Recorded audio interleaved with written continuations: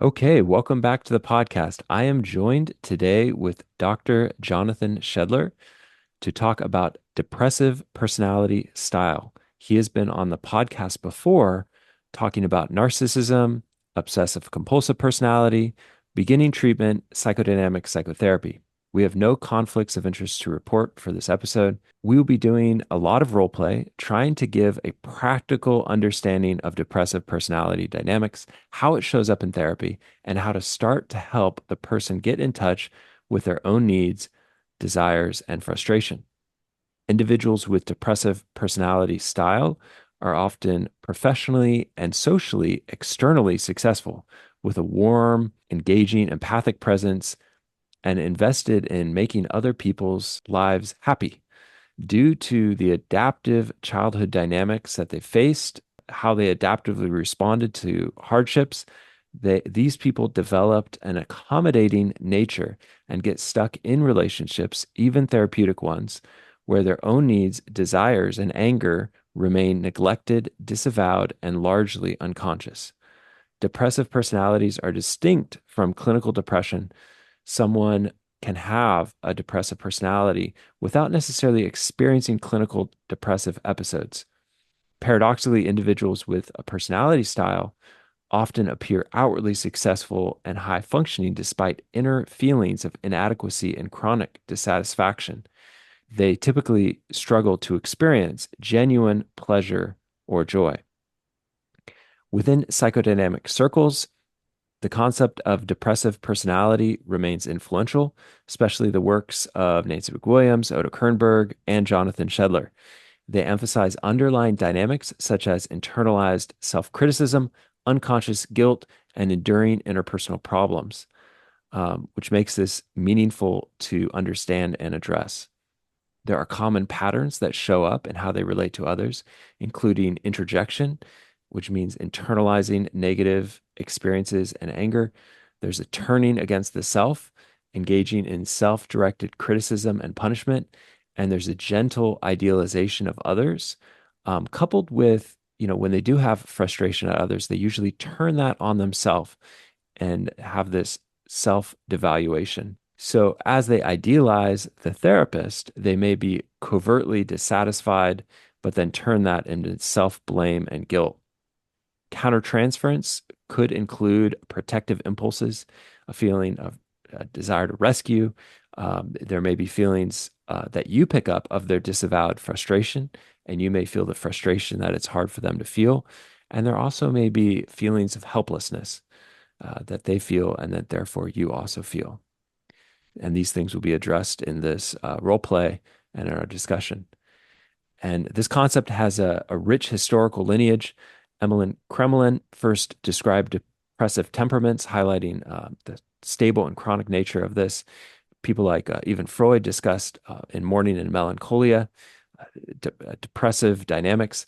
And depressive personality first appeared as a proposed diagnostic category in the DSM 3R and DSM 4 in the appendix. Depressive personality style is represented in DSM 5 as persistent depressive disorder and in ICD 11 as dysthymic disorder. But we are here to discuss this as a unique personality style. And so, Jonathan Shedler, talk to us about the historical context on how depressive personality disorder first came to be included in the DSM. Yeah, actually, you brought up something that might be a useful little digression here about um, the impact of DSM on how we understand personality. To be clear, the concept of personality disorders actually didn't exist in the literature prior to DSM. The way that came about is that the framers of DSM-3, published in 1980, were very determined to produce like a medical taxonomy of psychiatric difficulties. So they made a decision up front. Everything was going to be a disorder, which plays out in funny ways. Like before DSM-3, people were anxious, but the concept of generalized anxiety disorder didn't exist. Hmm. Right? Anxiety was a state, not not a disorder you had. So, I mean, it really changed the landscape of how we think about, mental health difficulties. Personality in particular, they left it out entirely. It wasn't even on their radar screen, right? They had basically completed the entire, development of DSM-3 without ever taking into account a personality. It was going to go to publication. And apparently, very late in the game, somebody said, "Well, what about personality?" And it was added as an afterthought, literally an afterthought. That's why it was Axis 2 in DSM, 3 through all the variants of DSM-4. Right? And since it had to fit in a taxonomy of disorders, Hmm. they took they took the major personality styles that were familiar to psychoanalytic clinicians of the time, ratcheted them up in severity, sometimes to the point of cartoonish caricature, called them disorders, right? And all of a sudden, personality disorders became a thing on the Hmm. map. So a little aside, but maybe relevant here. Yeah, and I think it's so important in my mind to have empathy for clients, to understand our reaction of clients or countertransference, to deepen our reflectiveness into people's experience, to look at their individual personality styles. And I like how you parse that out and that Well, everyone yeah, has a personality style. of course, everybody has a personality. Every human being has a personality. Every human being has a personality style. And I guess, unintended consequence, I'm pretty sure.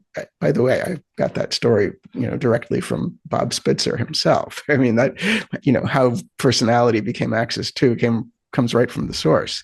Um, but the unintended consequence of that is now we have several generations of, psychiatrists, psychologists, mental health professionals who have no concept of, personality except if it's a disorder. So, I do a lot of speaking and workshops and podcasts, and it happens all the time. I'll say something about somebody's personality dynamics or personality style, and the person on the other end will start talking about personality disorders as if that's Mhm. what I said. And the way I look at it is there are certain kinds of patterns or constellations of personality that we see, personality functioning, that we see often enough that we can say this is a recognized personality, style. And they all fall on a continuum of functioning from healthy, high functioning to, really very seriously disturbed. And basically, what DSM ended up doing was teaching generations of clinicians, if personality isn't at the extreme of disturbance, it doesn't count and we don't need to consider it. So Yeah. we can talk about depression in isolation from, you know, the psychology of the person who has depression. We can talk about anxiety in isolation from the psychology of the person who has anxiety, but that's not really a psychological understanding. Right. We're talking about today someone who has psychological defenses that are in inner experiences that lead to more of a chronic depression from adolescence that continues on until they get psychological work. Um, Or how would you say it differently? well, yes and no. So one thing that's important is, so just for the sake of listeners, what is personality really? It's consistent patterns of functioning, right? That originate, fairly early in life, that consolidate, by adolescence, and it subsumes, patterns of how we relate to other people, relate to ourselves, how we cope with difficulties, our defensive processes, our organizing psychological themes, our motivation, basically everything that we talk about when we talk about somebody's psychological functioning, is really in the domain of personality. So when we say a depressive personality style, it's pretty important to understand it's not the same as clinical depression. It often leads to depressive episodes that you could diagnose as depression, but not necessarily. So you can have people with depressive personality styles who are not, in fact, suffering from clinical depression. In principle, you could see someone with a depressive style who's never had a clinical depressive episode, and lots of people have, chronic, consistent, recurring depression who don't have depressive personality style. Right? They're somewhat different. They're different things. Okay, so how would you define this? Depressive personality style. Yeah. Yeah. So it's a pattern of functioning in the world and a way of experiencing self and others where, the characteristic features are they're people who are very prone to negative affect, especially shame, guilt, feelings of failure and inadequacy. Um, the most defining, the hallmark, I think, of depressive personality is if you were a psychologically sophisticated observer, like looking at this person from the outside, you might think this person is their own worst enemy. So they tend to be inhibited about seeking and experiencing pleasure, right? Excitement, joy, satisfaction. It's as if there's something inside of them that's squelching, their ability to allow themselves to enjoy that. And in some cases, they seem to, not consciously, not intentionally, of course, but it's almost as if they're seeking out, experiences that are going to be, that are going to cause hardship or suffering or, unhappiness. Right? In that respect, we can say they seem like their worst enemy. Interpersonally, people with this personality style, right, actually tend to be pretty high functioning. Right? It's generally not a disorder, right? It's, if you think of a spectrum of levels of personality functioning from healthy through neurotic through borderline to the psychotic, they tend to be in the healthy and the neurotic levels of functioning. Right? Interpersonally, they often tend to be warm, engaging, empathic, pleasant to deal with. They tend to be people pleasers, right? And when they come into practice and into therapy, clinicians, and this is empirical, this isn't just my opinion, we have data showing this, clinicians tend to describe them as good patients. They feel really good about working with them. And the trap is the fact that the clinician feels really good. Right? They feel good because the patient is easy to deal with. They're accommodating. They're very appreciative of what the clinician offers, right? Right. So the clinician tends to come out of the session feeling like there's a connection, feeling like they're being helpful to the person. And the danger is the reason the clinician feels good is actually not a sign of progress, but rather a symptom. and and the symptom is that they end up recreating the patient's relationship patterns in the therapy relationship. And the patient's relationship patterns are that they're very oriented toward other people's needs and feelings at the expense of their own. So they enter into a relationship, they tend in one way or another to devote themselves to making the other person feel good about the relationship, but often at their own expense. And so the other person's needs get met, but their own needs, don't necessarily get met. They come in and they repeat this pattern with the therapist so that the therapist ends up feeling very good about therapy. Right? They both appreciate one another, but the patient doesn't change. that's the trap of treating depressive personality style. It's like there can be some gentle idealization of the therapist. If they have frustration towards the therapist, they usually turn that towards themselves. Yeah, they're not right. The typical manifestation in therapy is they're not doing it right. They're not being a good enough patient. They're doing something wrong in therapy. So, Right. and you often see it in therapy in a very direct form. Like the therapist makes a mistake, which is inevitable. We all make mistakes, every day. Right? There's no such thing as a therapy session without a mistake, I don't think. And typically, the patient, either glosses over it, brushes past it so that, right, the therapist shouldn't feel bad about it, or the patient actively takes responsibility for it. Like, it's not your mistake. I didn't explain it right. I gave you the wrong impression. I wasn't forthcoming enough. I didn't tell you all the information. Right? It's on me as a patient, not on you. But they Yep. don't do it right because they're higher functioning, and the healthier the neurotic, level of functioning, right? It's not idealization in this sort of icky way that you would see in narcissistic or borderline functioning, right? It's generally in a very, engaging and appealing sort of way. Yeah. So we have a role play. I love it. I have a character. I've been working on this all week. Maybe I've been working on this for years. I don't know. Um, but I was thinking maybe this is like early on in the therapy. Okay. Um, and so we could just start it up. Okay. Okay. Okay. I'm gonna try to get into person here. I like how you said you have to embody something that's real when we were talking about this. Because at first I was thinking about doing Abraham Lincoln and Right. having Shedler do some therapy for Abraham Lincoln. Because I think he did have real depression episodes, but I think he had like a depressive personality. I really think he did. Don't know.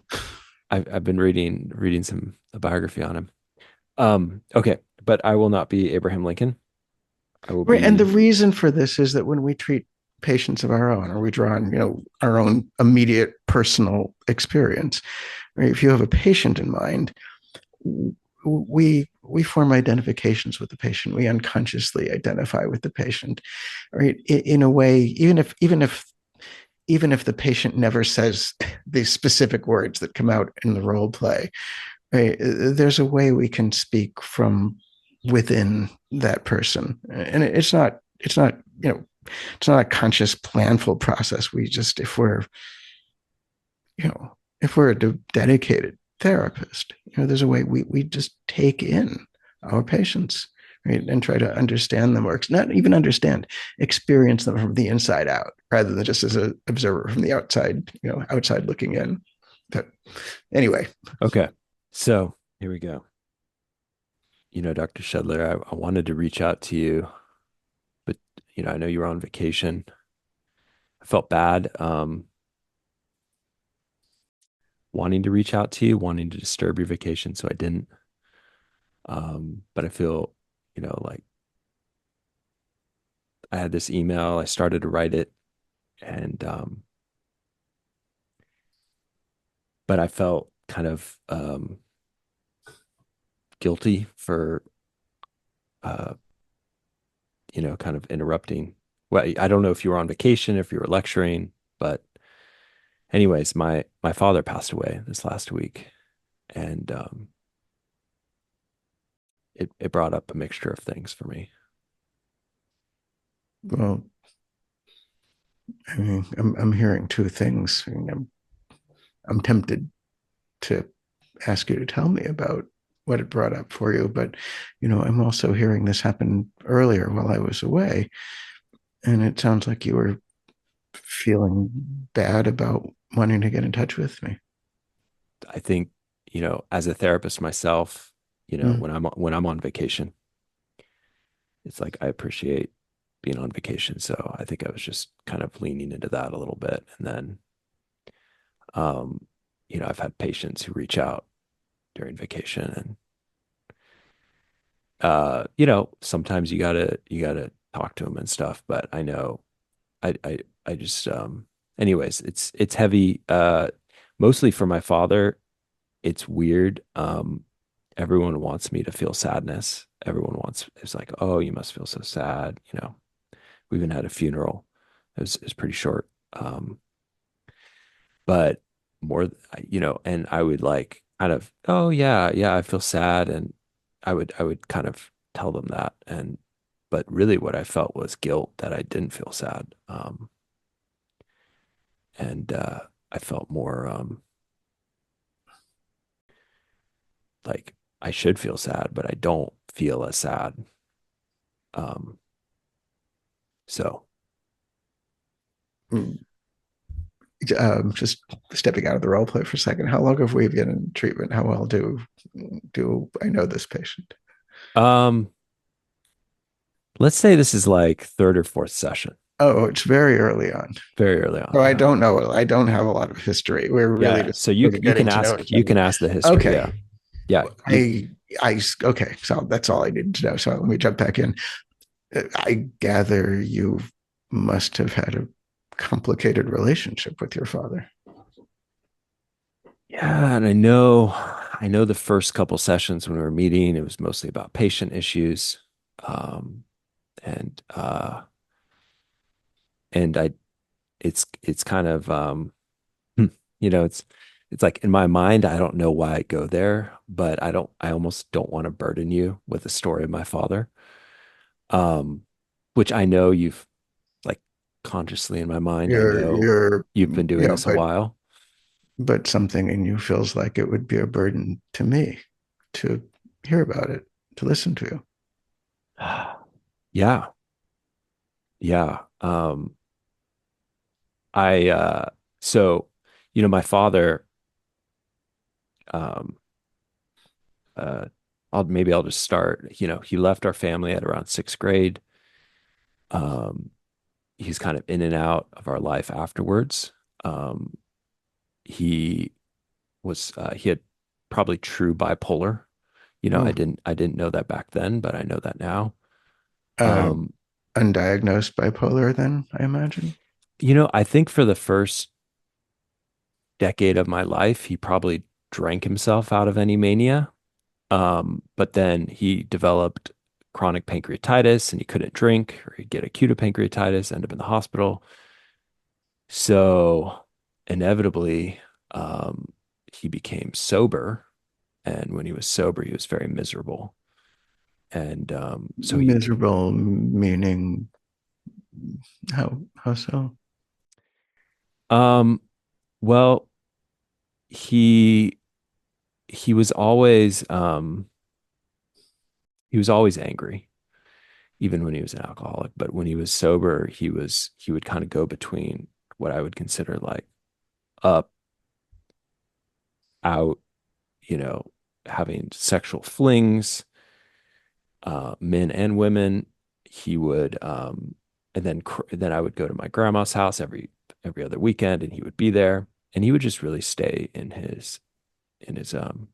When you say he was miserable, I'm understanding I'm understanding that to mean he was miserable to you, miserable, maybe miserable to the whole family, but he was miserable to you. He treated you, I'm gathering, in ways that made you feel miserable. Yeah, he um, he would call me he would call me his little bastard. He met my mom during a fling. I don't think he really wanted me. Mom didn't abort me. He would You think remind me he of that. you think he wished that she had aborted you.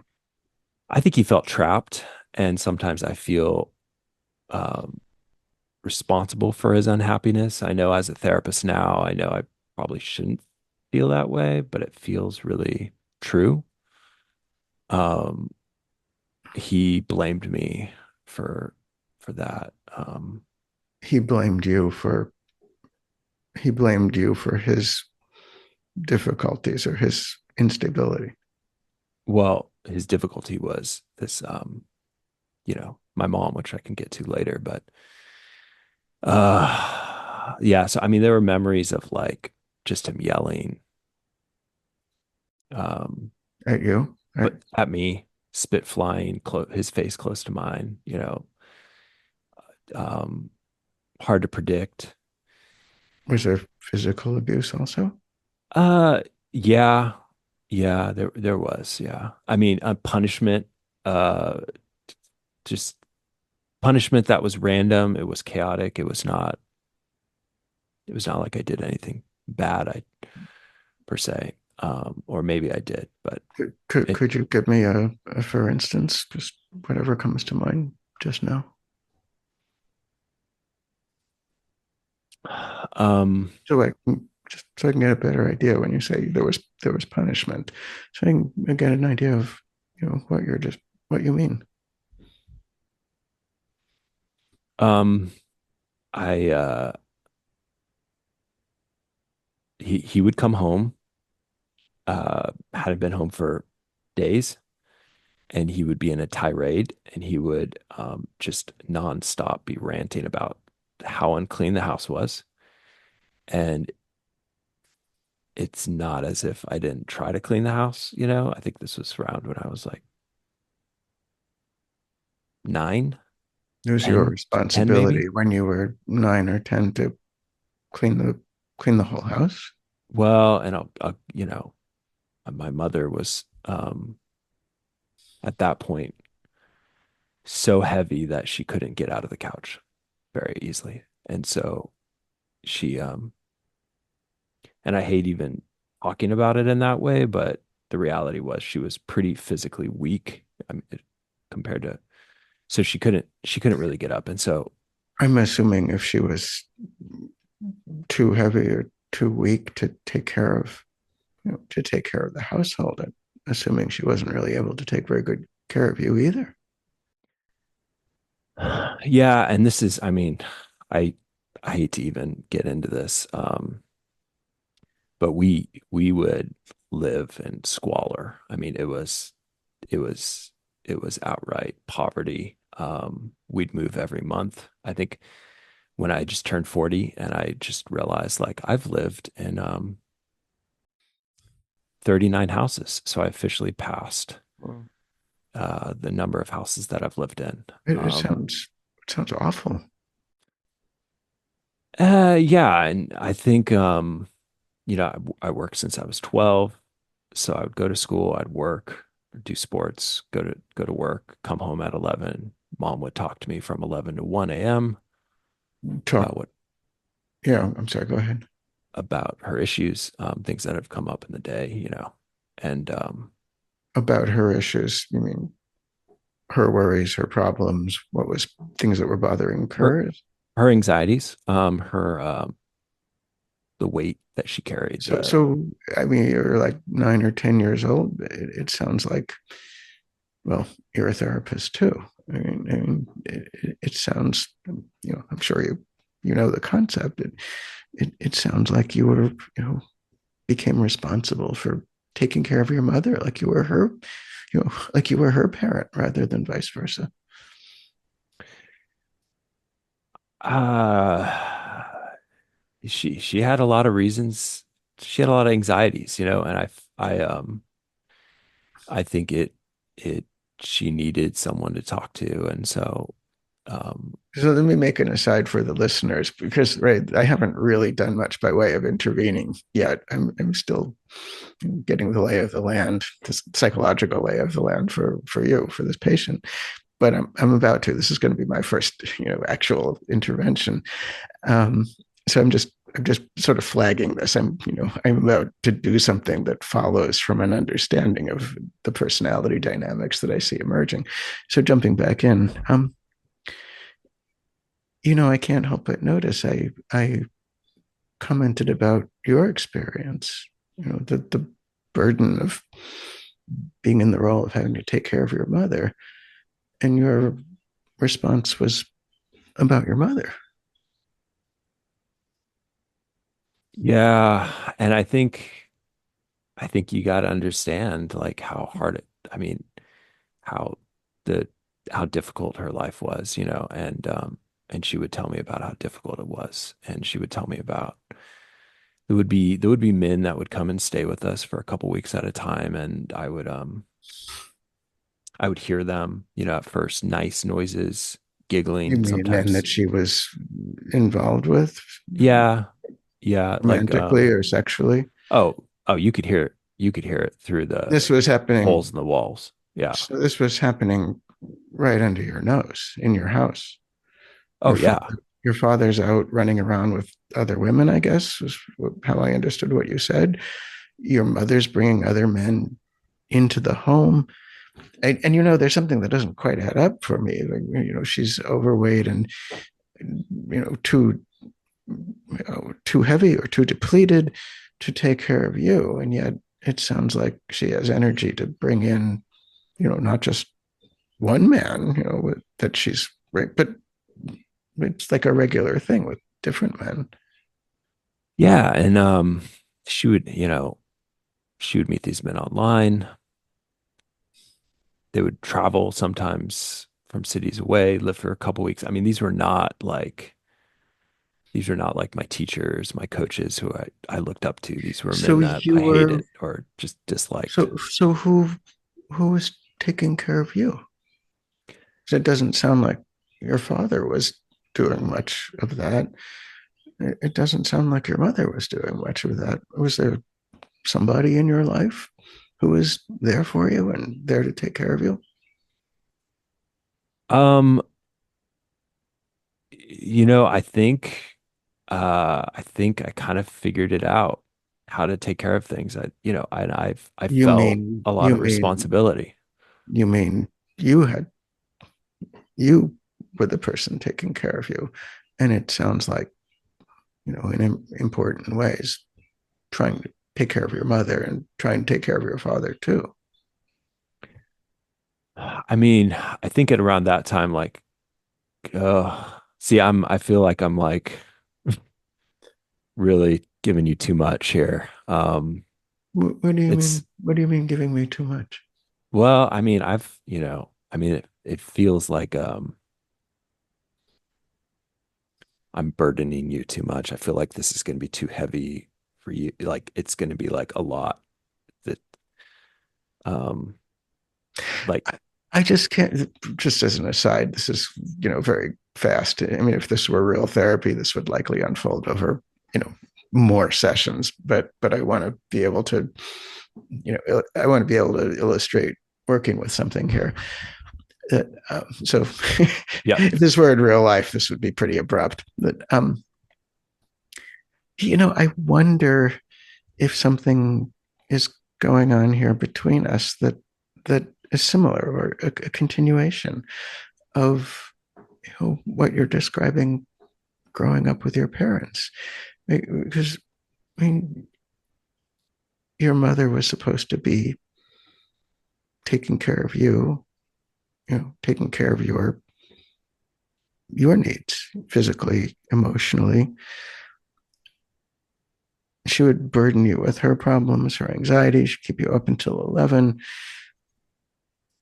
And I get the sense that it felt like your role was to not burden them, right? Not protect them from having to deal with your needs, your feelings, you know, your distress, little kid having to fend for yourself.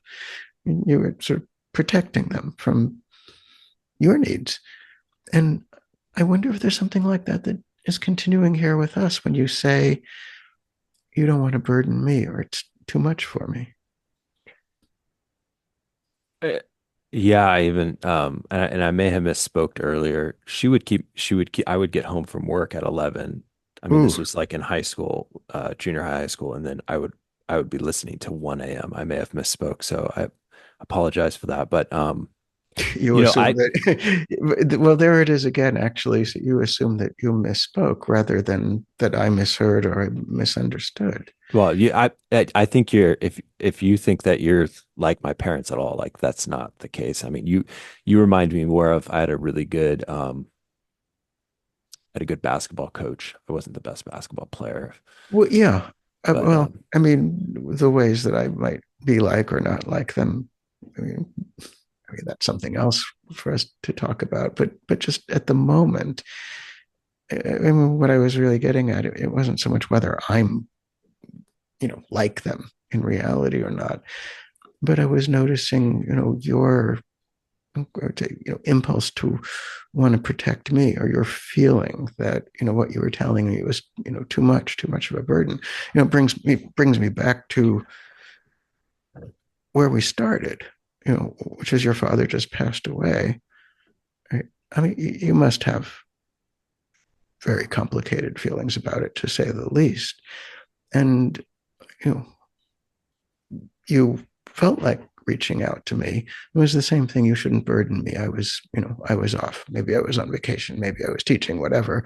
But, you know, you shouldn't ask for that from me.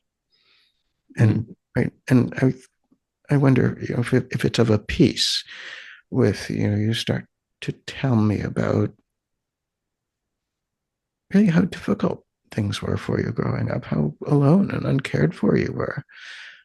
And, your thoughts go to, it's too much for me. You shouldn't, you shouldn't burden me with this. Mhm. Yeah. And like I Like think I therapists only want, like happy patients who are, feeling good about things and don't have any actual difficulties to bring into therapy.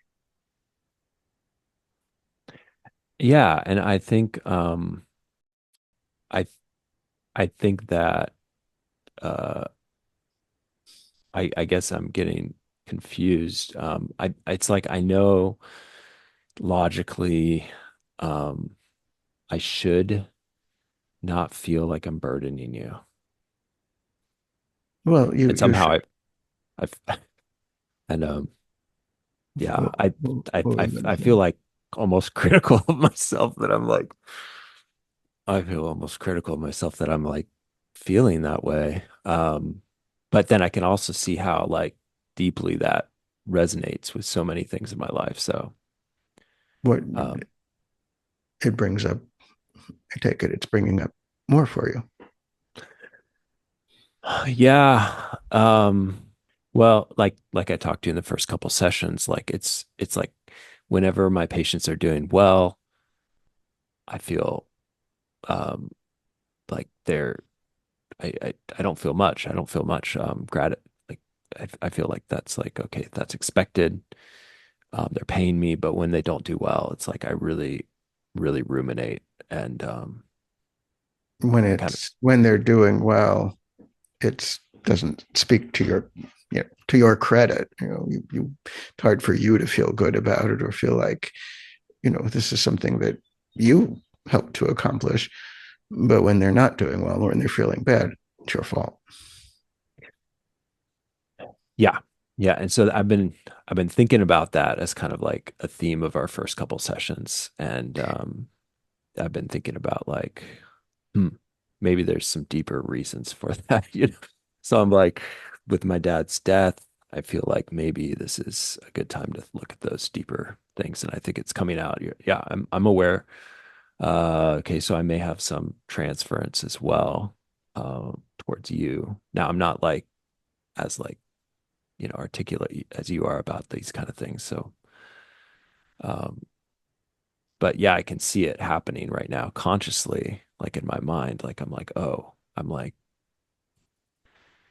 feeling guilty about multiple things in life. You mean just here, just now between us, or are you referring to other things also? Yeah, I'm feeling like guilty in the here and now, like and just sharing this, which is uh kind of how I felt growing up as well and how I feel with my patients. So there's like I'm seeing that overlap. You were even feeling guilty about not about your reaction to hearing about your father's death. I mean, like guilty that you weren't sad enough or weren't reacting the way you think you should have. I think most of the people who are close to me don't really know much about my childhood. I've kind of kept that in a separate container. Hmm. Um, because, you know, things are so different now. I think most people, most of my friends, they came from good backgrounds. They wouldn't relate to the squalor, the decaying wood, the holes in the wall, the cockroaches on the ground, the, you know, duct tape. So I think most So of them expected me to feel sad when he passed, and so most of them would like get sad for me, and I think there was a part of me that kind of felt relieved, and yeah, that, I could imagine. I was you got there first, but I was about to say, maybe you don't feel sad. yeah, he would come visit, and he wouldn't really interact that much. It was kind of hard to have a conversation with him, and So I mean, I imagine there's a lot of feelings in the mix. Well, you said there are complicated feelings, but among the mix of feelings, you know, I imagine there's a part of you that must be glad to be rid of him. Therefore the relief. oof, I would feel I don't, mm, glad to be rid of him. I don't know if I'm there yet. I mean, I Well, do feel some maybe I relief. jumped the gun. Maybe tell me more about the feeling of relief. I mean, I jumped the gun and put words in your mouth that don't fit. Yeah. Well, thank you for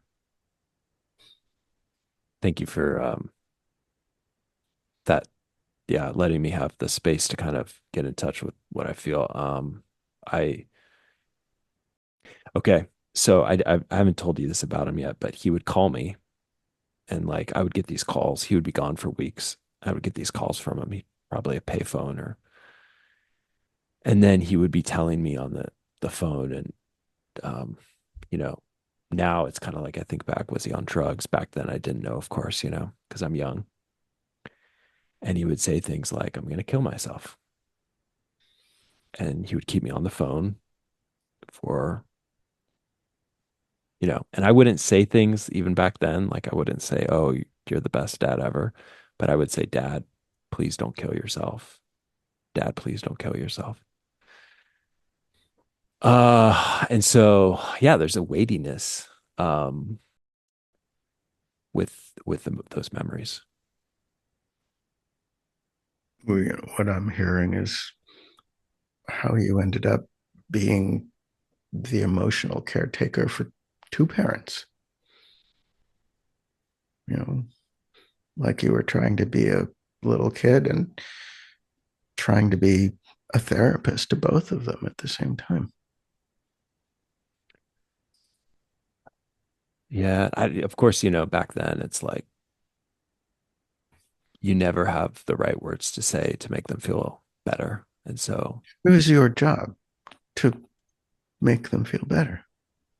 well, what I'm saying is like as much as I tried, I don't feel like I ever really was able to do that, you know. Yeah, but I guess I'm wanting to highlight something that I think was implicit in what you said, right? You tried and you never could succeed or never could succeed enough, but implicit in that was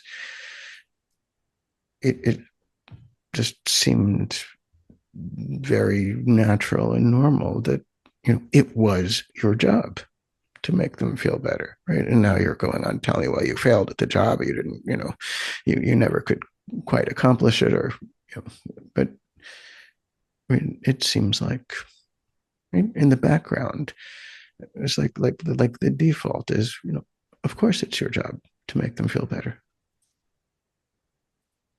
right? Yeah, um and now I do that for my work. And yeah, I think the patience that I'm not good at doing it with gets to me. But So when the so patients don't get better, they're like, your mother or your father or both that you could just never do enough for. You could never succeed in making them feel better. yeah, I guess I never seen uh I guess I should have seen it like that, but I've never seen it like that. But that's a yeah, it's kind of like that. For purposes of the role play, suppose we skipped ahead about 10 sessions and your father's death is still in the air. um, How do you feel it's going so well? Like, I think you're can I doing an extraordinarily good job, maybe a little bit over the top in terms of the history, but an extraordinarily good job of, of inhabiting a certain kind of depressive person. And what I'm thinking, and I didn't say during the role play, but it's going on.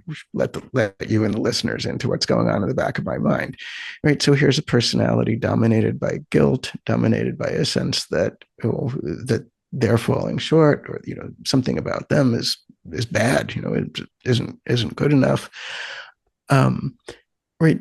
Somebody who had that kind of depriving childhood would feel, right, this is a combination of what we call analytic and interjective depression. Right? So there's two different things going on. I mean, one is the absence, the loss of a real caretaker that every child needs, right? And that loss that stays with us, right? This is a, that gives rise to an emptiness within, right?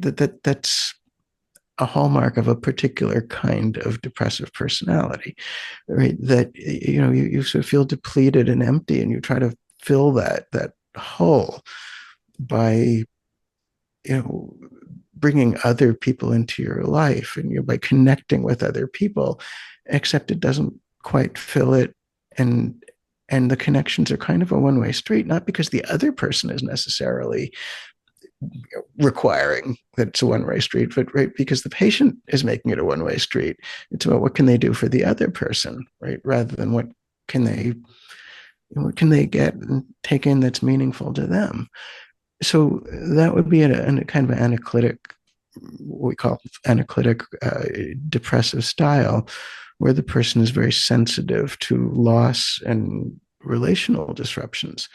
But that's half of it, right? The other half that we didn't get to in this role play, which is why I was thinking of skipping ahead, some sessions, is somebody mistreated like that, somebody berated, yelled at, by your father, the way you were, the way you were describing.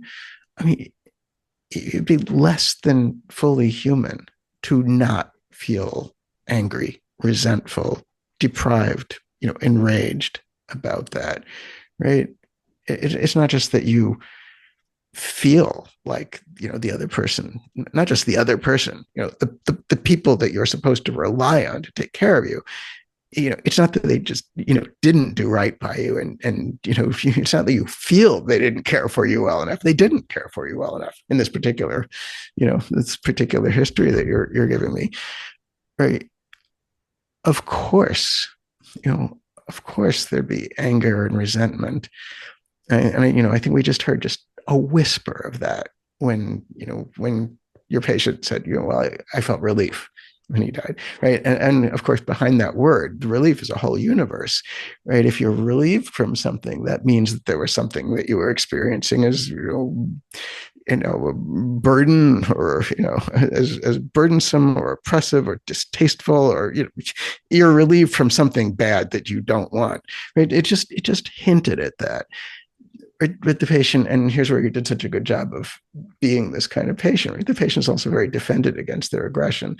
So they have a kind of introjective version Mm-hmm. of depression, Yep. right? They have a kind of impossible internal dilemma. And the dilemma is they are angry, but it's not okay to feel or express the anger, right? Um, so in its extreme form, what this looks like in life is that the person ends up becoming a kind of a doormat in other relationships, not necessarily because they're surrounded by people who want to take advantage of them, but because they can't tap into, I'd say, constructive aggression to, express their needs, their wants, and so they go without. Yeah. And this is where like Kernberg's thought, which was so interesting, which I thought I would kind of pull in here, where he said, when I asked him, what was the main thing therapists need to learn? And he Yes, said, is to get in touch with their own aggression. yes, And I was thinking like, okay, so I was asking him about depression personality style. Like, how does that show up? Is that the most common thing? He answers with that question, which is kind of the answer to this person. It's like, where's this person's aggression? yeah. So that raises another issue. Let's definitely make sure we get to talk about this. So, right, I mean, people gravitate toward roles in life that that are consistent with their personality organization and their enduring psychological themes and conflicts and defenses. Anyway, that said, depressive personality style is the most prevalent personality style among people in the mental health professions, right? And we'll talk about why. But let's stay with your patient for just a moment, and then we can expand Yep. to how Yep. this plays out in the profession. Yep. So the person is in a really impossible dilemma, which is they are angry, but it's really not okay to feel it, let alone express it.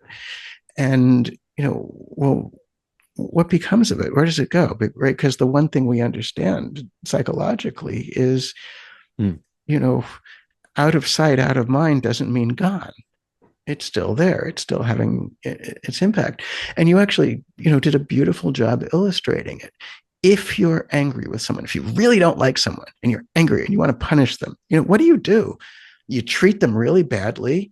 You blame them, you scold them, you shame them for your failings, you find fault with them constantly, right? You're depriving, you don't want them to have a good time. If something bad is happening, you want to rub it in, right? I mean, basically, if you're really angry with someone and you act on it, right? You treat the person like shit, right? Hopefully most of us have the capacity, at least professionally, to feel angry, to be aware of the internal experience and not have to act on it.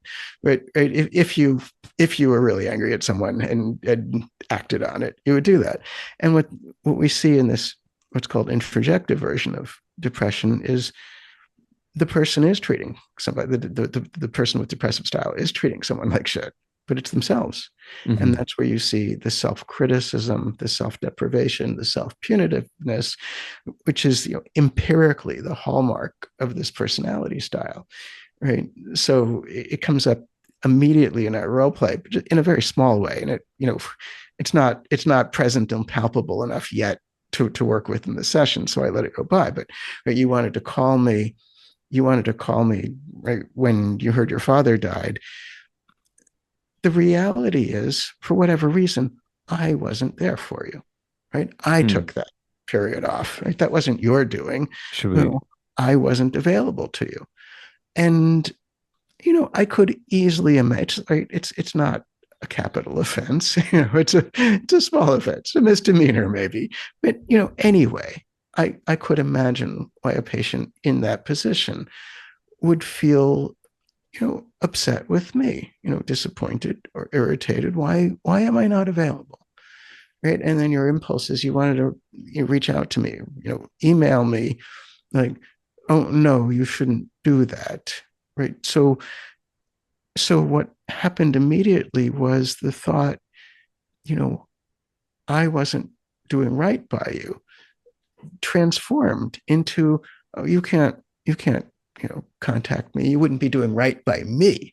Right. And that's a Mm. very, very small instance of, that kind of, criticism or punitiveness directed at the self.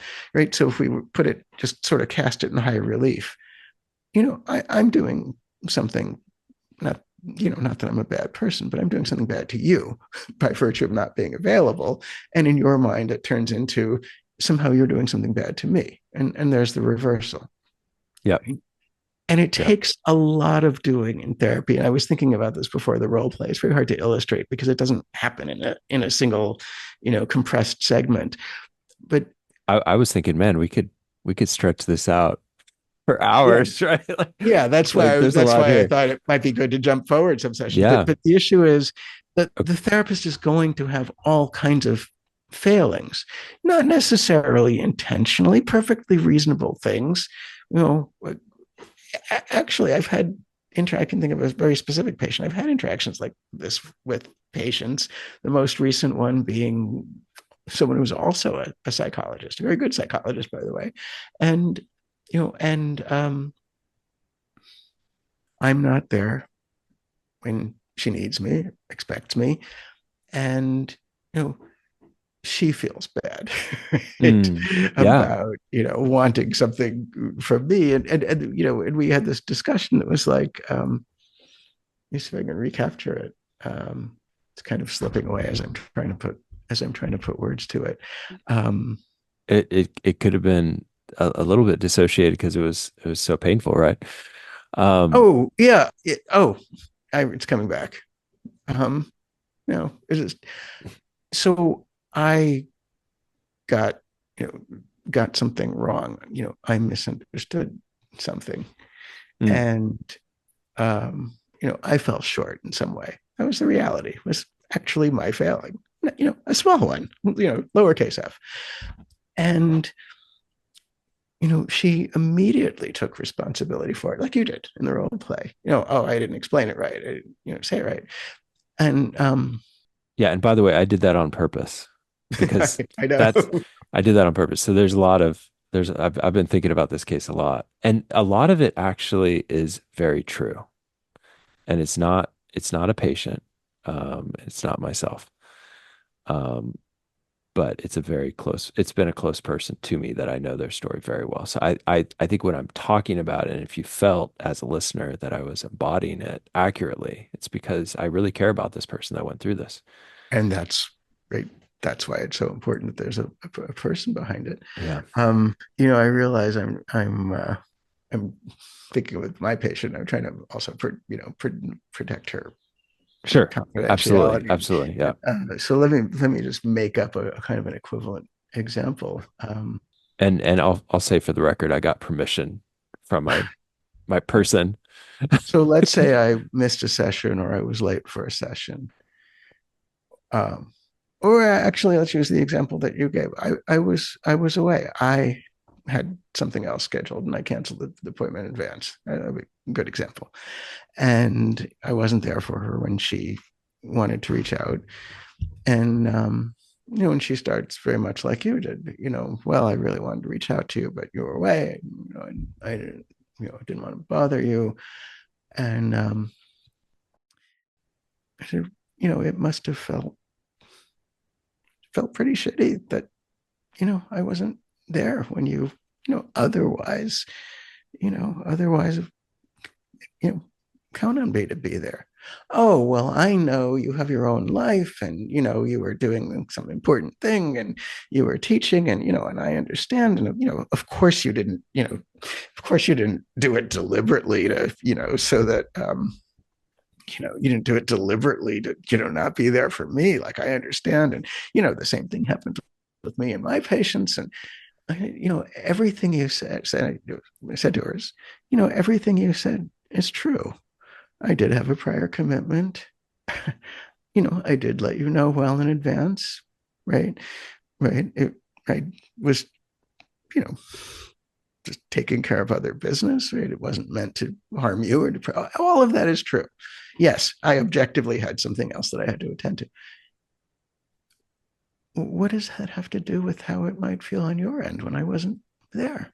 Right. All of that is like, your conscious, logical, rational mind telling me about external reality. Of course, there's very, very good you wouldn't just not show up for a session, just for the hell of it, or because you didn't feel like. I know you wouldn't do that. You had to have a good reason. Yes, I did. But who says your reactions to that, are like only what's logical and rational and reasonable? Hmm. Yeah, Maybe there's some other parts of you in the mix that, is harder to hear from, harder for both of us to hear from. So, right, I didn't even bring up anger yet, right? Just, you're giving me a very reality based, rational explanation for why, of course, it made sense that I would be away and she shouldn't have a reaction to that. But that doesn't subsume, right, the full range of our experience. We have lots of reactions that aren't so logical. And so what I'm doing is, in working with somebody like this, the anger and aggression is not going to come out naturally, right? And we really have to very actively go out of our way to invite it in.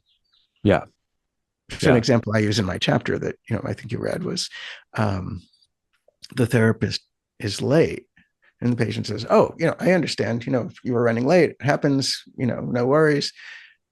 Oh, I think it even came up in our last role play, the last time I was on your podcast, right? And nine out of 10 times a therapist is like, the patient's letting them off the hook and, let's get on to the real work. That is the real work. The fact that the patient is so ready to let them off the hook and not bring in any other feelings except, their positive feelings, that's the action. That's where the work takes place. Maybe can we go back into the role play, and it could be a couple sessions later, it could be the same session, but maybe, yeah, I'd be curious to kind of play that out, something around the theme of the difficulty of reaching out. But yeah, let's go into another session, and I'll bring up kind of Okay. another Yeah. kind of moment between us, like another, and we'll see how you deal with it. Okay, you ready? And just to make it crystal clear, this is the essence of depressive personality and the essence of the problem, the challenge that we're trying to address in therapy, that the person is not getting their needs met in life, but the person who's obstructing getting their needs met is themselves, right? It's very, very difficult to get what you need, what you want, if you can't allow yourself to know it, to know what you want. Right. This is the essence of the problem. The patient in therapy isn't getting their needs met for, good reasons or bad reasons, realistic reasons are anyway, whatever. We don't hear about their disappointment, their frustration, their resentment, their irritation.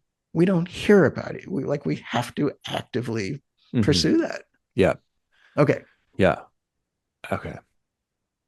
I had a dream between sessions. Maybe I'll start out telling you that. Would that be okay? I don't remember a lot about it, but I remember I was in this church. It's kind of felt like it was almost falling apart, like an old church, like it was kind of like a ruins of a church. And I go into a confessional, and I start talking, and then I realize that you're on the other side, and I feel like you know maybe watching some of your ex stuff, your posts kind of triggered Mm. that from the night before. I remember reading a couple of them about the frame, about the importance of keeping the frame.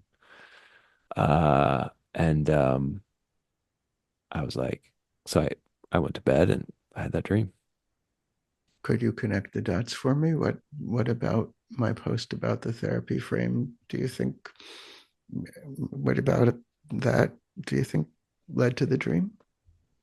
You know, I and I think in session, I've never felt like you've been critical of me, but I think there's something about when I read some of the posts, I feel a sense of like, oh gosh, like, Do you mean oof, since you're a therapist too? since You I'm a mean like you're therapist. not doing it right? Yeah. Like, Like you hear you know, my posts about general, general issues in psychology and therapy as a criticism. yeah, like I almost like need to go into a confessional and just kind of tell, Confess, repent your confess, sins. repent, repent my sins. Yeah. So, so yeah, that's what I'm coming in with a little bit this week. And then, I know we've been kind of talking about getting in touch with my frustration, anger, Mm. and, I had one memory that came back to me, which actually felt like a tinge of frustration. Um, I was, I think it was about 14 or 15, and I was getting something from the back of the car, from my mom's car. And I got really close to stabbing myself with a needle. And I'm like, Mom, why is there a needle in the back of the car? And she said, Oh, I needed the needle for, something medical that she was going through. I mean, like a hypodermic, a syringe. It was a syringe, yeah. I was picturing a sewing needle for a moment, but Oh, okay. so a needle, yeah. No, so she had picked up HIV at this point. And so when I remembered this, I remembered at the time I had felt immediately like awful that she had HIV and that she had to deal with that. But in the when it came to me the other day, like I got tight in my chest, and I was because I was hanging out with my niece who's about that same age that I was, and I was like, I can't imagine uh putting them in potential harm's way to get HIV. And somehow that hit me for the first time. And that she was endangering you. Yeah. Yeah. I mean, I could have poked myself. Like I was so close to poking myself. You know? You said at the time that you felt, what did you say that you, not now looking back, but you I, said at the time you felt guilty or I just remember feeling at the time like um I just was really upset that she had to have HIV in the first place. you were feeling bad for her. Bad for her, yeah. That eclipsed, I guess, other feelings that were there, which was that she was putting you in harm's way. Yeah, and somehow like it didn't really occur to me. You I hadn't mean, made I think it occurred to me she's putting me at harm's way at the time, but it didn't occur to me until I had my niece, which was like my age at the time, hanging out with her, you hadn't and connected those dots until the then. the memory came back, and I was like, oh, like what? What was she like? Why? Why did she like? Why was she so careless about my life to not clean up after herself when she knew she had HIV? And She was putting your life in danger. like as I say that right now, I feel like in some way I'm betraying her, which is a weird feeling. Like, but I feel also like she was kind of betraying me. I mean, it's like I don't like, and part of me is like doesn't want to believe that she would be so careless, but then the other part is like It she gets was a so little careless. it gets a little confusing about who's betraying whom. Yeah. I mean, aside for the audience here, so there's a kind of a clinical dilemma there, right, that I'm working through in my mind, which is it would be very, very easy to go deeper into this experience about the syringe and the meanings and everything connected to that, right, and it would likely be rich and constructive area to work, but the transference takes precedence. And Mm, this is on the heels of he had a dream that that he recognizes is about me. This is followed by okay. this Okay. syringe. So I got okay. So let's enter back in. Okay, because So I got well, something for I'll this. take responsibility for that, right? Right. You're embodying the role. It's up to you to fix it. But actually, if I'm the therapist and we're doing this role play, it's up to me to fix it. Right. That we got away from the dream. Well, okay. Yeah, and patients do that, right? So that's Of like it course. could So there's yeah. and the clinical dilemma is this is really filled with feeling, and right, there's two competing therapy principles Mm, here, and one of them is we really want to follow the affect and stay with what's emotionally meaningful, emotionally charged for the right, patient, but right. the other principle is we want to track the transference, especially the negative transference, and especially with somebody with a depressive personality style where it's so hard to see and so hard to get a hold of in the treatment. So I'm trying to balance those two considerations. You could make an argument for going either way, but I think the transference is important. So we'll pick up the role play, but I'll Okay. jump in. And say, Yeah. so we just left off with it's kind of hard to track who's betraying who. It's like I this Mm. experience around the syringe and HIV. I mean, it's really important. It's a big deal to have a mother with HIV, especially because of her own recklessness, I guess. But I do want to come back to that. But um, it's on the heels of remembering this dream that had something to do with me. I mean, that feeling criticized by seeing one of my posts on social media, and Mm. I wonder if you could help me connect the dots. They must have something to do with each other. You know, it's so interesting. I hadn't had this thought, and you always say just share whatever comes to your mind, like if it comes all of a sudden, right? Yeah, And so I had this thought that I think connects the two. Um, there's a verse in the Bible, and it says, if you hate your brother, you commit murder. And I've always it's it's uh it's always been like a part of my ethic to not hate anyone. And so I think after I had that thought about my mother, that was the same day that the dream came after. And I thought like I'm going to tell you about this because I had some frustration towards my mother, but then I think for some reason that sort of thought process comes through my mind that it's something bad, to have any anger or like hatred. Or I'm not saying I hated her, of course. I'm just for some reason that thought comes to my mind.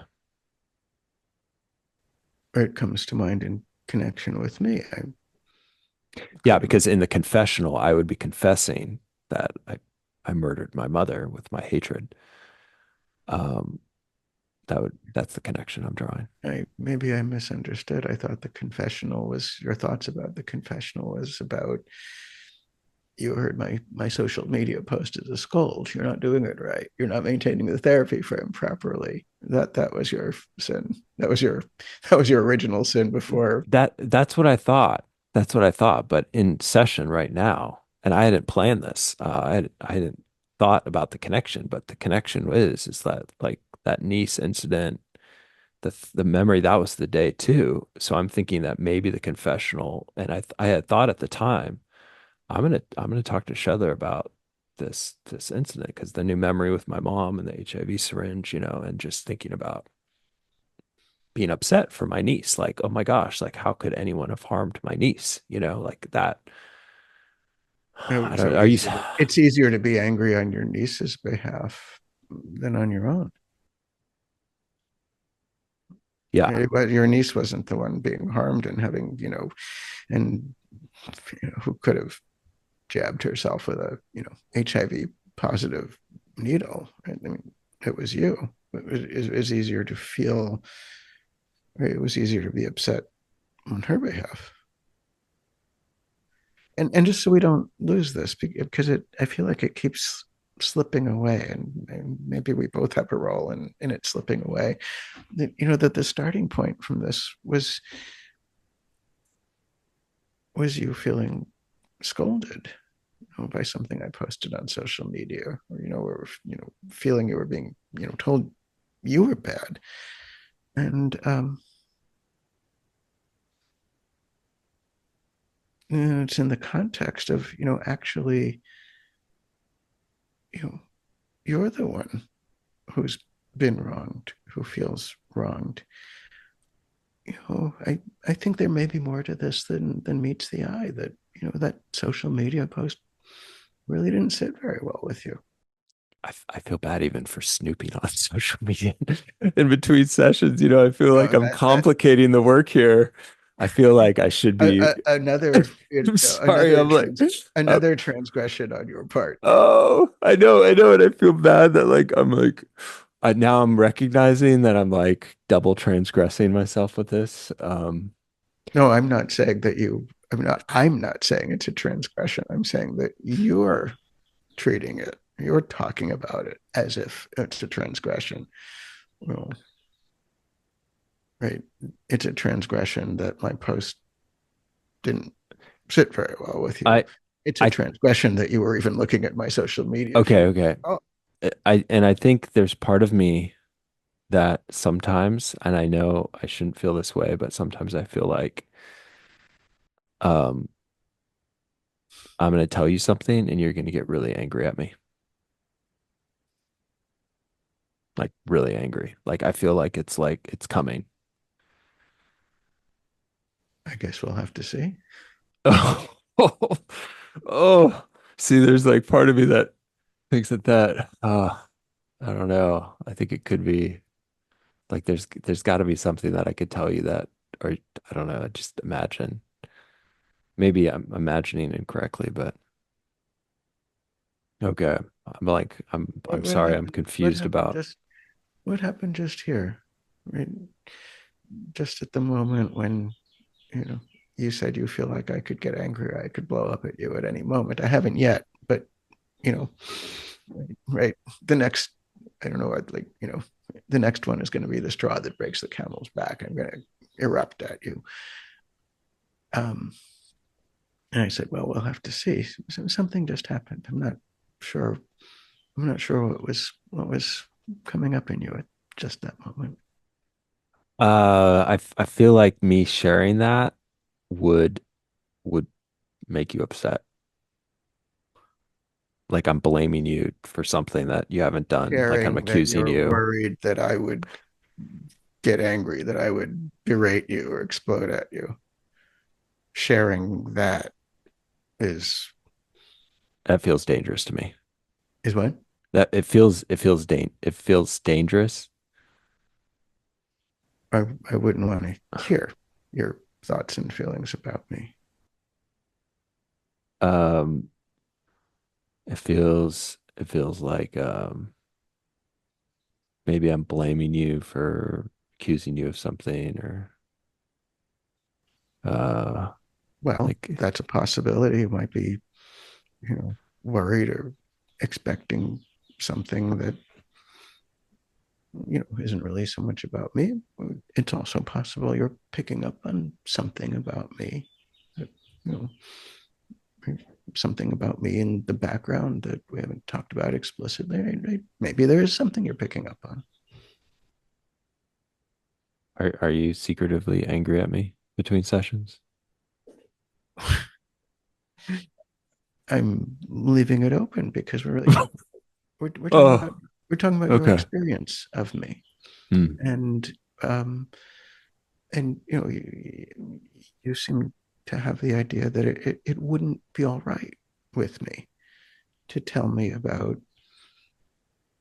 things I do or fail to do that disappoint you or upsetting or make you feel bad about yourself or make you feel like I'm like secretly angry and I could explode at any moment. Right? I think that see if I answered your question, I think, and I think it kind of steers us into a dead end, and that it forecloses the opportunity to find out more about what's going on in your mind and in your experience. And I feel crazy even saying these things out loud because I know that you're professional and you know, you're an expert. I'm sure you don't dislike your patients. And I have no evidence to support that. And I also realize like, well, I may be laying this on too thick, and I may be laying on too much of my own I get you're worries. working. I get the sense that you're working so very hard to be, very reasonable and very fair. And oh, like, what if you weren't so reasonable and fair with me? Uh, I think like if I wasn't reasonable and fair, I think you would find some other patient to fill my slot or something. You think I'd want to be rid of you? Yeah.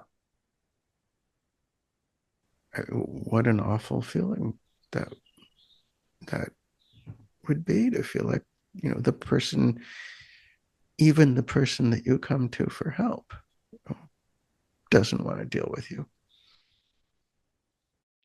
I think it's just really weird to be in this role where like I'm the one talking. Like I'm so like, and all day long I listen to my patients, I listen to my Well, I think family. that's a very comfortable. We both know we've talked about this. It's a very comfortable and familiar role. You were training from it for that role since early childhood, right? What I'm starting to understand, in a different way now, is there's something about being here with me as a patient that's very fraught for you. That you didn't say this in my words, not yours. So if I'm not getting it right, I mean, I hope you'll correct me. But that it seems to me like there's a way you're sort of walking on eggshells here. That at any moment, you know, I might explode at you, or punish you, or throw you out of treatment entirely. And I know it's not hasn't been in the forefront of your mind. It's not like you're editing and censoring, you're curating your thoughts as every moment to be careful not to offend me or not to say the wrong thing. But it seems like that's been with us in the background.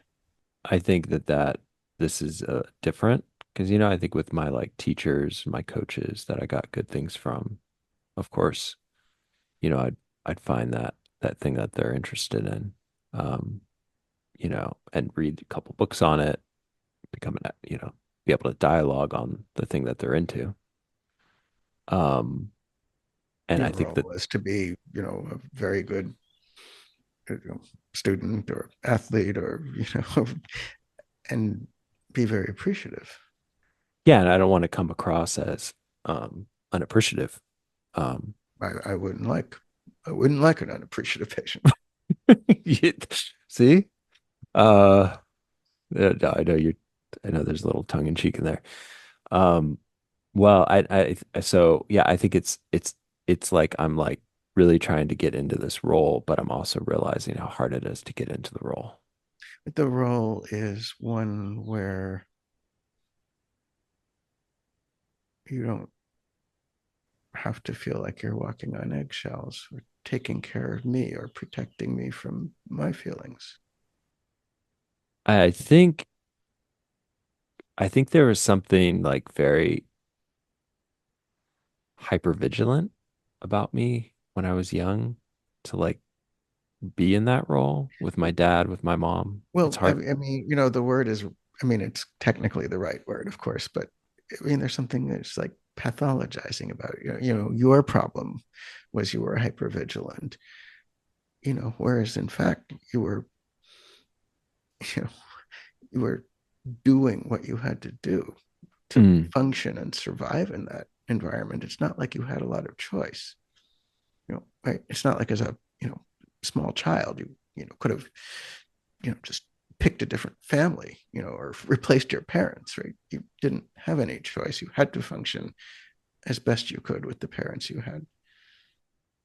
yeah, it's so interesting how my language uh pointed at me at all times. Yeah, almost like it Um, was, your failing or your pathology that you had to be vigilant in the ways that you were, rather than you were growing up with two angry, volatile, neglecting parents, who could explode, certainly your father, at any moment, or just disappear and leave you to fend for yourself for weeks on end, as they both did. And right, and it's like there's the sort of two parts of you here, right? I mean, there's the adult, rational mental health professional who thinks about things in a very rational and careful and accurate way.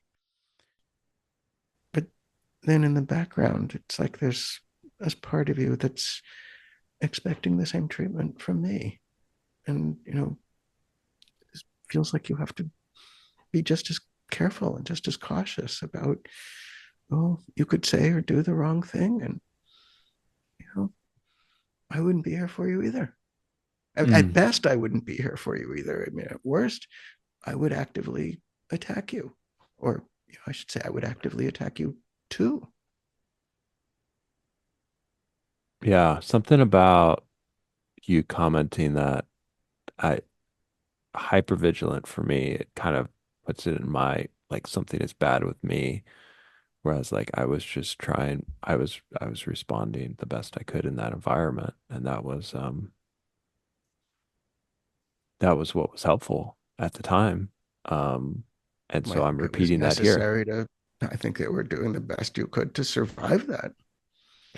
I guess the thing that I'm like where I get confused is it brought me a lot of good things to be very good at reading people, like my mentors. Like I had this really some good English teachers and stuff where I was like, for me, kind of getting onto their page, it gave me really good things to be able to read them and to be Yeah, um I think you're 100% right, right? There's no question about it, right? It's kind of your superpower.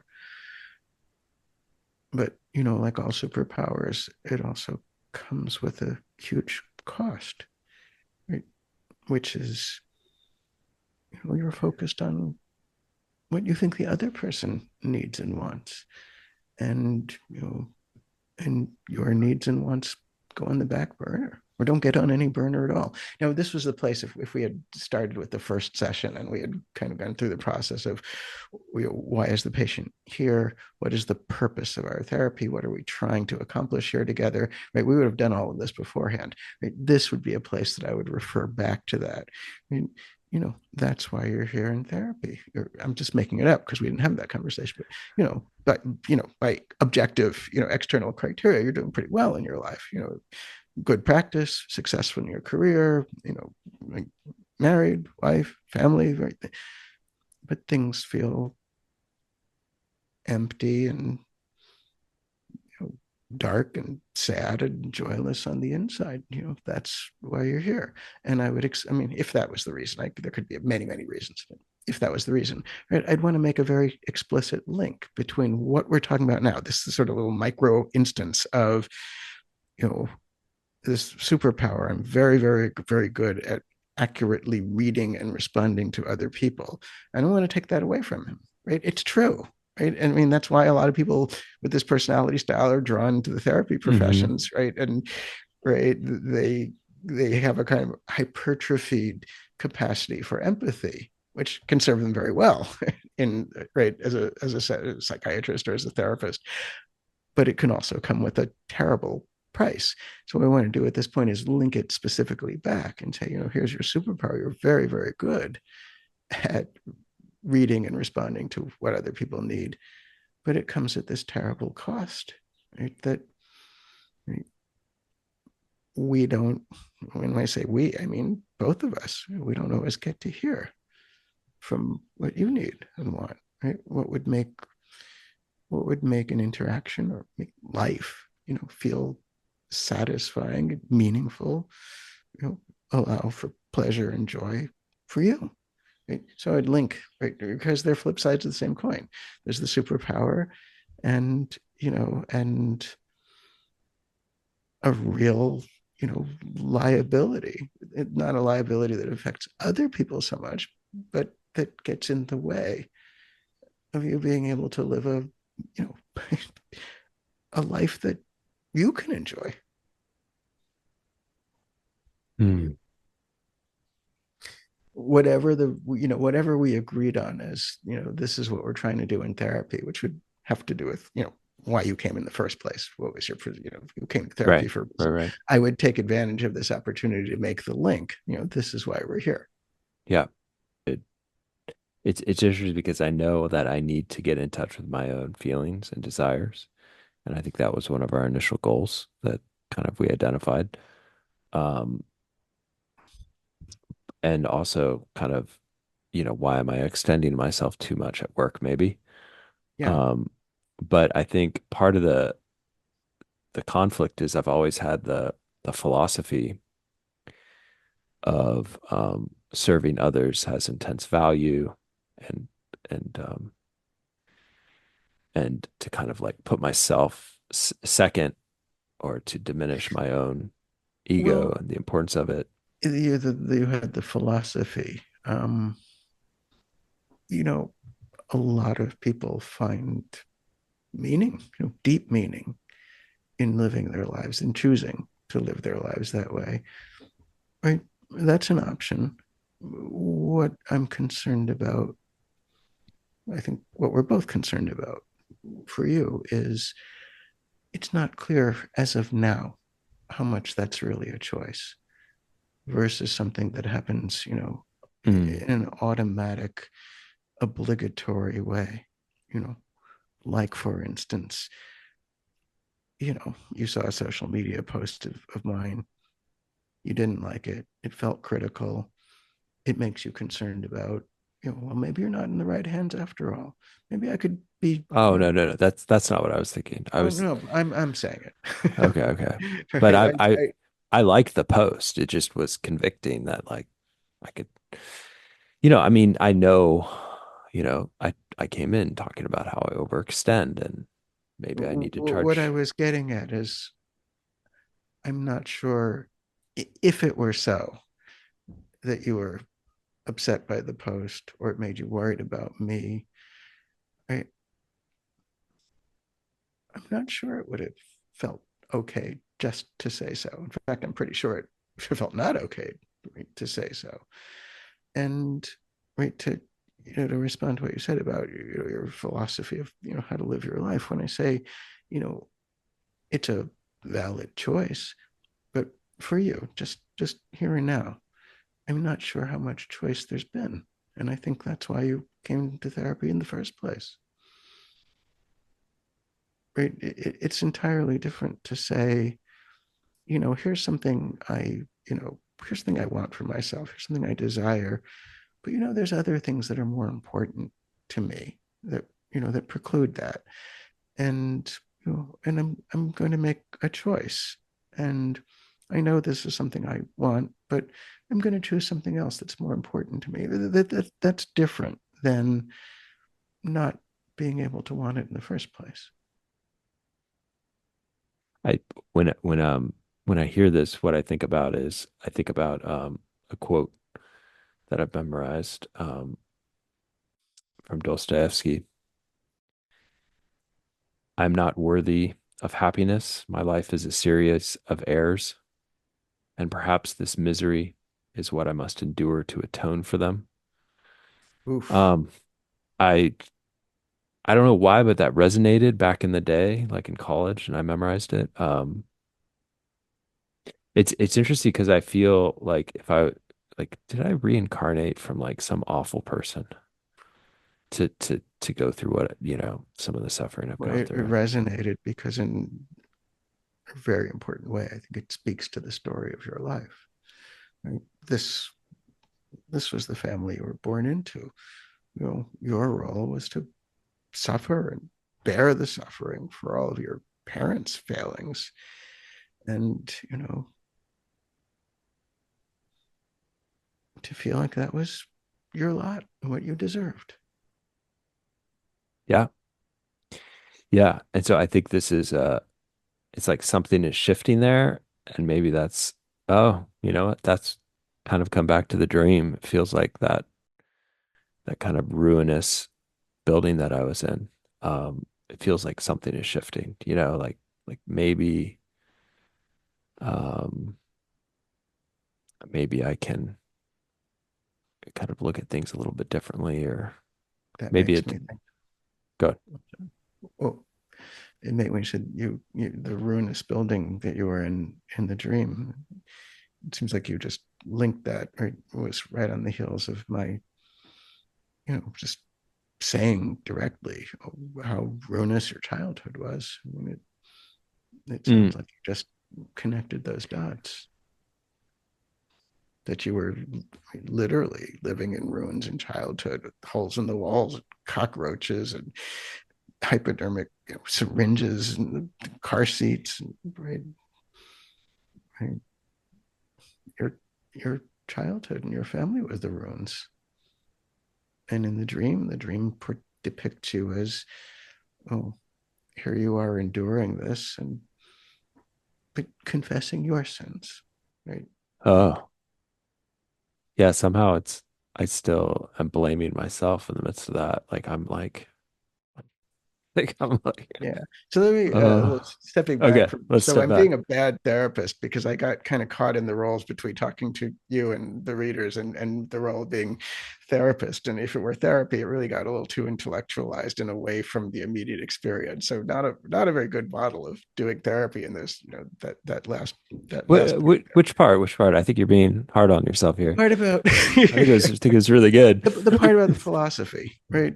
Because it's really about I got a little Oh, explained really? and a little, I thought so, yeah.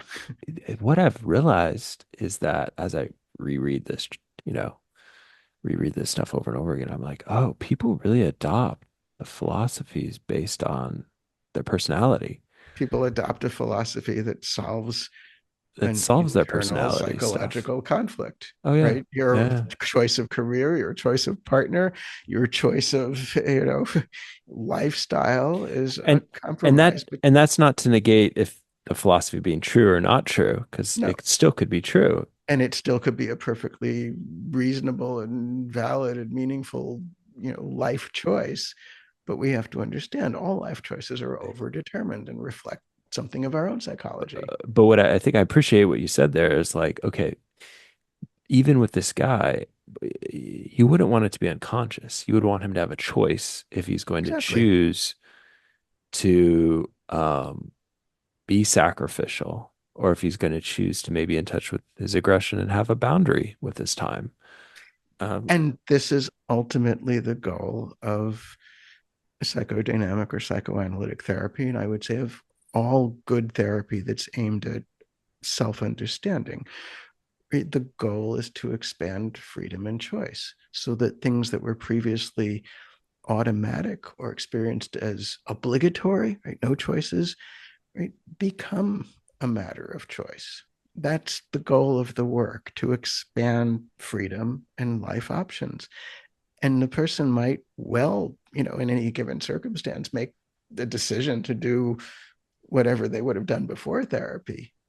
But now it's a decision, yep. right? It's a decision made freely.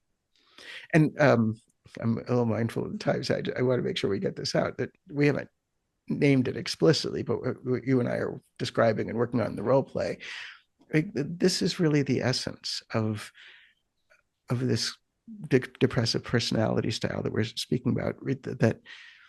That typically a child growing up is deprived or mistreated in some way, neglected, in the most extreme case, maybe actively abused, more common cases, neglected, even more common cases, like if you were looking from the outside in, like a social worker, this parents are adequate, maybe not neglected in any obvious, externally obvious way, but emotionally Hmm. neglected. Yep.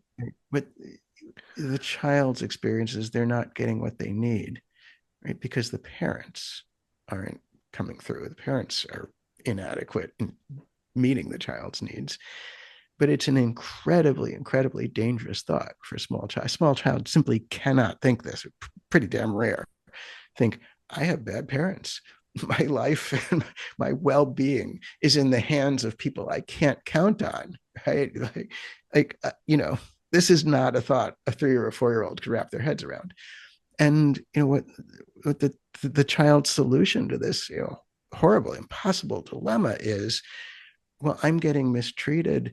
It must be my fault. It must be because I'm bad.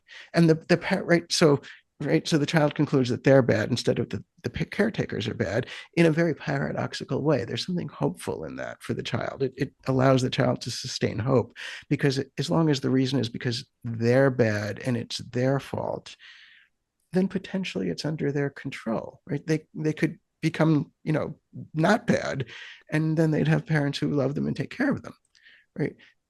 So in the child thinking, it's my fault, it's because I'm bad, at least there's a spark of hope that, my parents could be good enough parents, after all, if only it wasn't for me, right? If a child thinks, my well-being and my survival is in the hands of people I can't count on, right? That's just devastating. right? So that's the essence of this personality style. Yeah. And So then it's it comes out, a light year later, in therapy, and the therapist had to miss a week and isn't available when your father died, for God's sakes, right? And your thought is, oh, I don't want to burden him, right? We could draw a line from that childhood experience. I'm not getting what I need, and it's because I'm bad. We can draw a line, right, to I shouldn't call my therapist. That would be a burden. yeah. So it's like the anger is turned into guilt. The transference is set up so that there's a gentle idealizing, and the anything bad from the therapist goes on to themselves. The criticism of the other is turned into self-criticism. So what starts out as this person, my therapist, isn't here for me when I need them, turns into I'm too much. I'm asking too much. I'm too much of a burden. Right? Something wrong with me. Yep. Yeah. No. I think it's like really helpful. I hope this episode is really helpful for people who are listening. And I think it's been helpful for me to study it and really think through it. Um, I think the questions they might still have is like the how, right? They always ask the how. Like, okay, so they've been witnessing the um, how to do it, right? How to help people who are like this. So any kind of Yeah, so anything we haven't covered. we have to recognize the core enactment, which is that the patient is going to treat the therapist in a way that feels good to the therapist.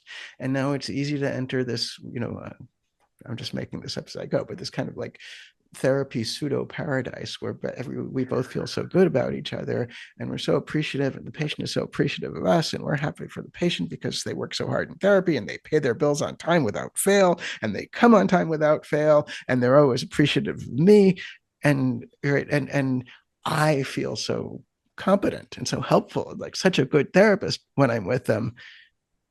And what slips away unnoticed is the patient isn't actually changing in their life outside of therapy, right? That's the issue.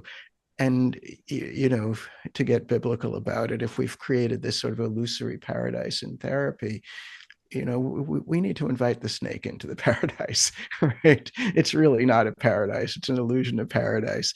We need to get the patient's anger and aggression into the therapy because it's actually already there. It's just not there in a form that's being recognized and acknowledged. We need to make it possible. Right? What do we have to do to make it increasingly possible for the person to bring in an increasingly larger range of their emotional experience, which of course has to include the whole spectrum of human emotions, right? Anger, resentment, rage, envy, punitiveness, vindictiveness, right? These are all human emotions. But the person with a depressive personality style doesn't experience it that way, right? Mm. Like, well, maybe they're human emotions for other people, not for me. I would never be that way.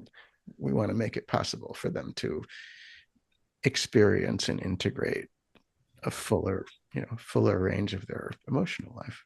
Another way of saying this might be the most empathic thing to do would be to invite that other side, because without empathy, it would be unempathic for you not to Yes, invite it.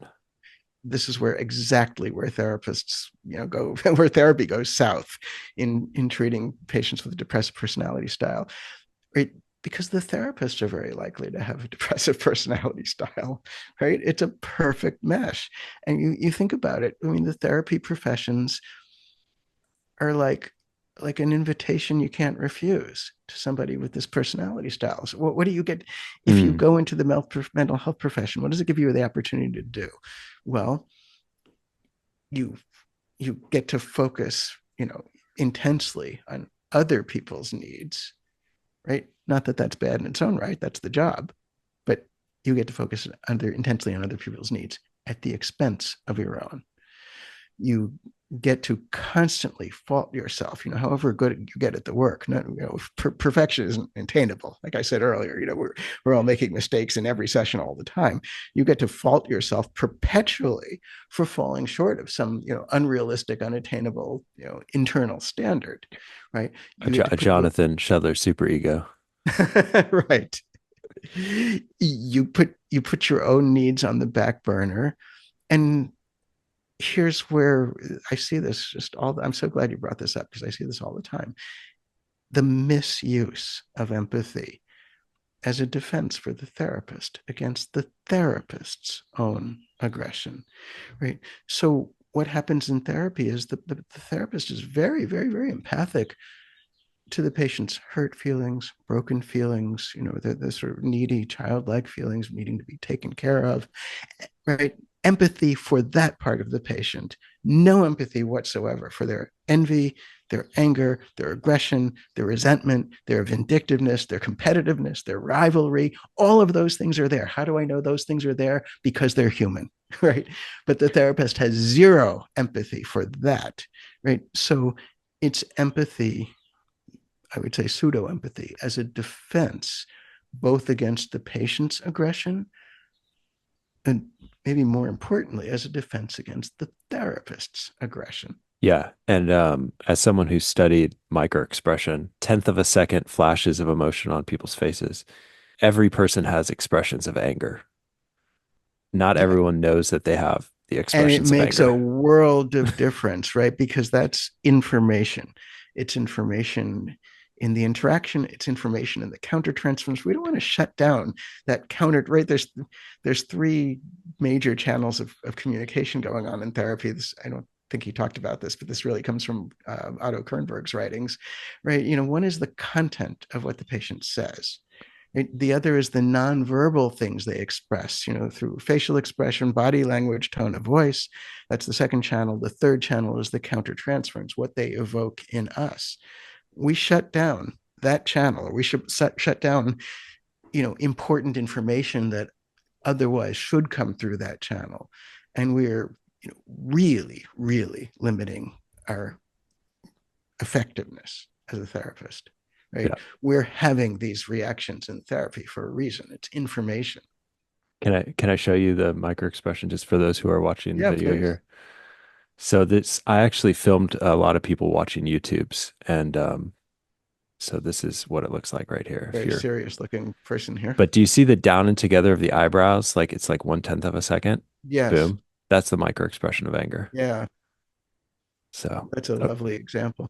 And see, a therapist who wasn't defended against that, might register it, even if subliminally. Maybe they didn't get, it was the movement of the eyebrow. They saw something. just saw And something. Yeah. that's a good place to say, just And, to slow down there and say, something just happened here. I yep. saw, a reaction, and so they're like, oh, we went, well, well, your expression changed. I wonder if we could just slow down here and notice what might come up. So we notice what it evokes in us, and then we use that, right? That becomes a signal to us to invite the patient to slow down and notice. Yeah, I could get on to other tangents here, but I think we got to wrap it up. This was wonderful. I hope that people appreciate Jonathan Shedler and the the expertise that you bring.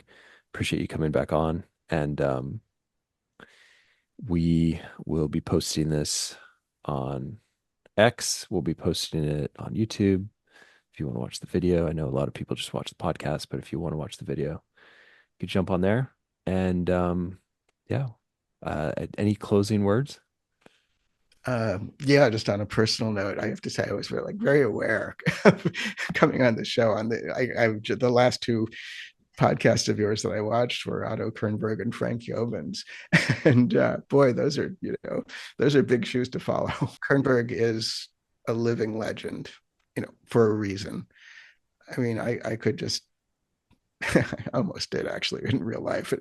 I should say sit at his feet and just listen to him and take it in. Oh yeah. And that actually happened, but I wasn't sitting at his Okay. feet, sitting at a dining table. But my Yeah. experience Yeah. was Yeah. I could just sit here forever.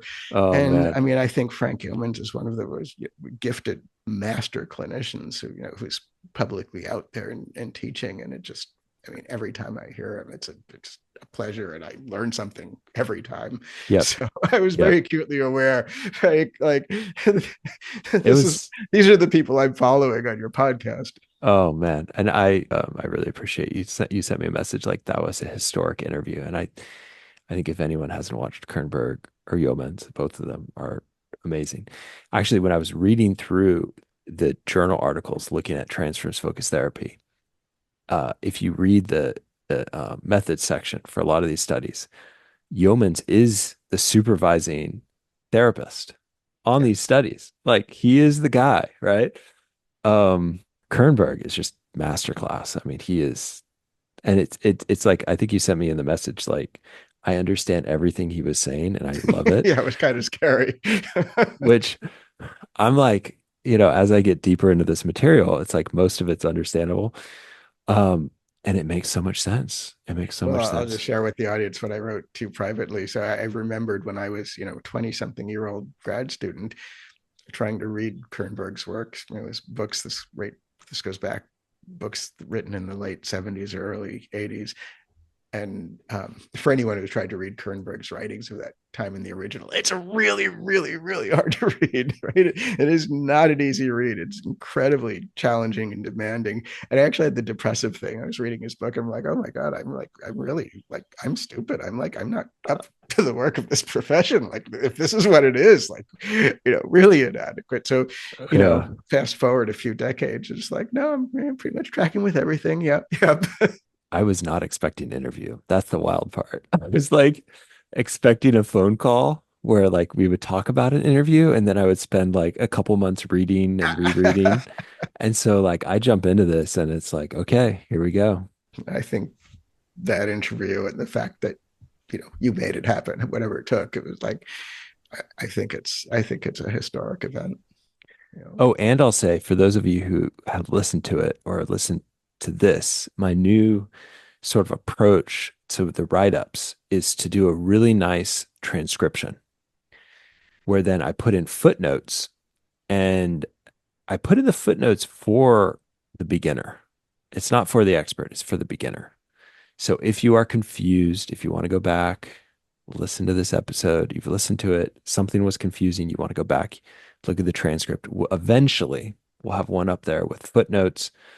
Kernberg, we have one up there with footnotes on my website, psychiatrypodcast.com. It's free for anyone.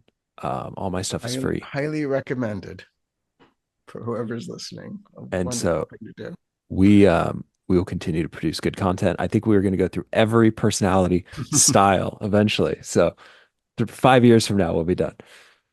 David, thank you so much. It was a pleasure to be here. All right, we'll leave it there for today.